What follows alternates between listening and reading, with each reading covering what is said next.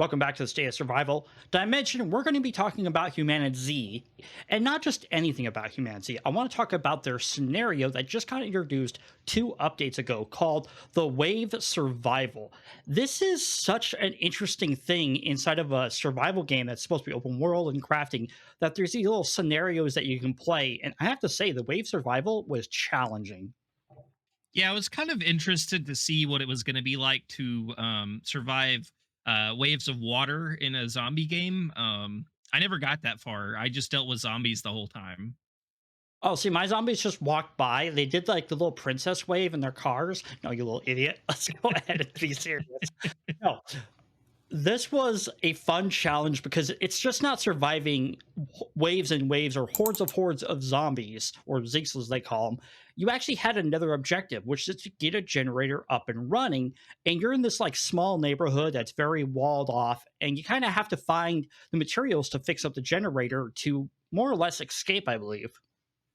I actually want to talk about the walls now that you mentioned them. I know that's kind of a weird thing to pick out of this scenario, but it interested me because the other scenario in Humanity is kind of like isolated on an island. I can't remember if it's in a swamp or something, but you're kind of surrounded by water, if I remember right. This one takes place in a neighborhood, and I kind of wondered how they were gonna like wall off or separate you from the rest of the world if it was just going to be a tiny map. Most of the boundaries are done very well. Roadblocks, there's actually like a concrete wall you can't pass. I think there's one section of the map that you can't go through that's just like a forest that you can't walk into, and it just kind of there's just an invisible barrier there. But the rest of it was done really well to kind of set the boundaries for this scenario.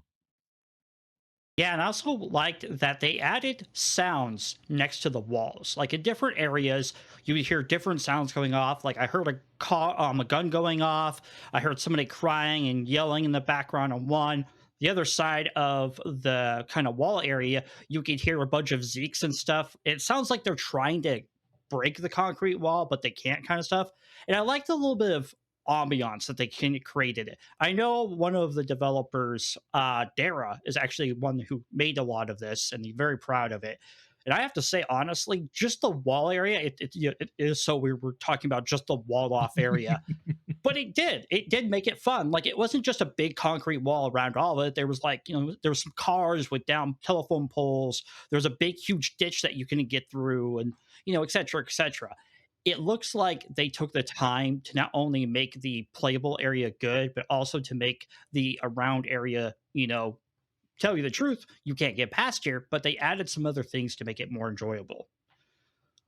Yeah, you didn't just like I said, you didn't run into invisible barriers all over the place. It wasn't just you being in a prison basically with concrete walls. They were creative with the barriers and keeping you inside.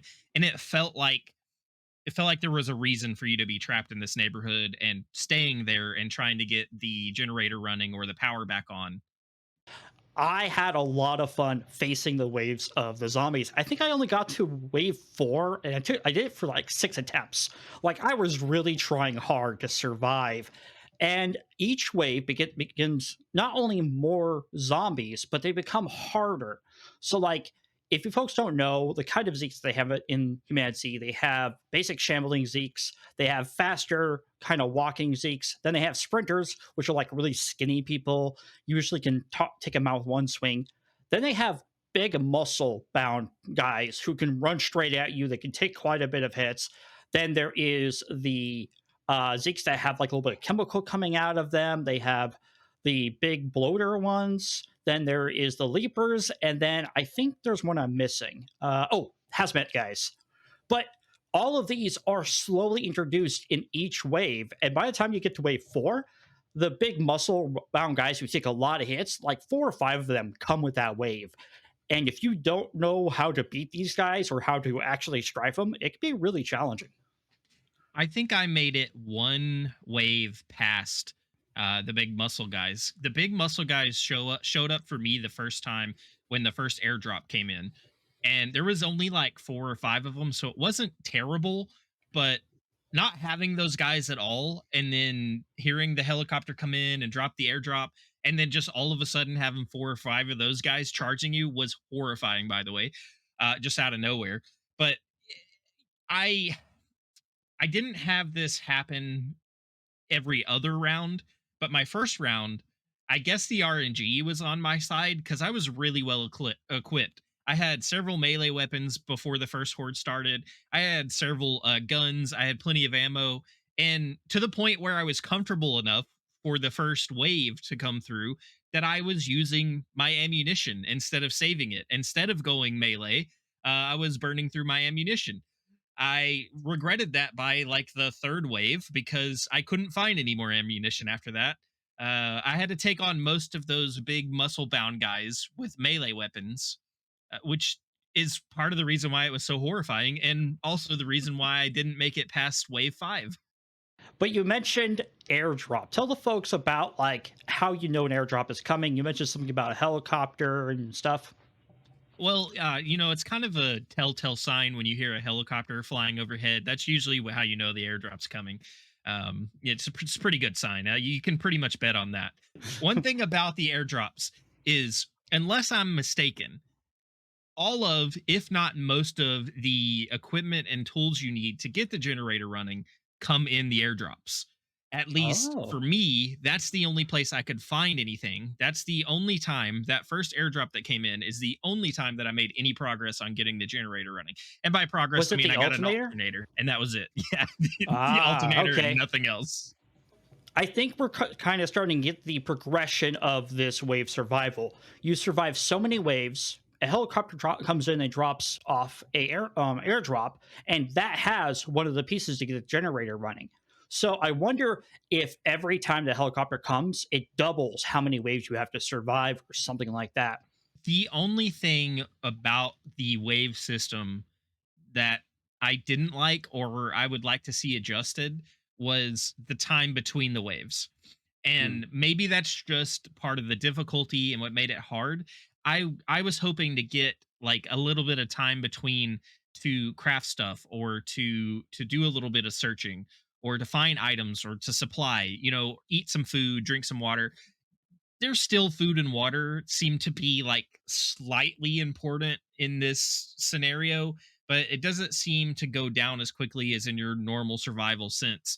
But I there's crafting tables all over the place in this scenario, in this area, in this town, but I never had time to use any of them before before I heard that ominous voice of the horde is forming, and crapped my pants and had to grab my weapons and get out in the open so I wasn't trapped in a house. I think that it's on purpose. They want you to feel tense. They don't want you to feel comfortable. And as far as the food and water go, I do remember hearing that food and water are not supposed to be going down. And if they do, it's very minuscule. You're not supposed to have to worry about food and water in this wave survival, is what I remember. But you're right. It was kind of difficult between the waves because you almost had to play this wave survival many times to get a lay of the land of the area. While there is a bit of RNG with the containers, there are dedicated things in the map, like a fire axe through a TV, the chainsaw, some of the other items that are always going to be there. So once you start figuring out where the workbenches are, the axes, the chainsaw, the nail bat, all that kind of stuff, you start to get them an idea of like, these are always going to be there. So on my fifth attempt, I know where to go first. I'm going to go grab that axe. I'm going to go grab that pistol. Maybe there'll be 9mm ammo inside of the police cars and stuff. And then you kind of figure out even more how to survive these waves. Like me and you found out the hard way. Don't use your ammo right away. Wait for those big guys to start running at you and use your ammo on them.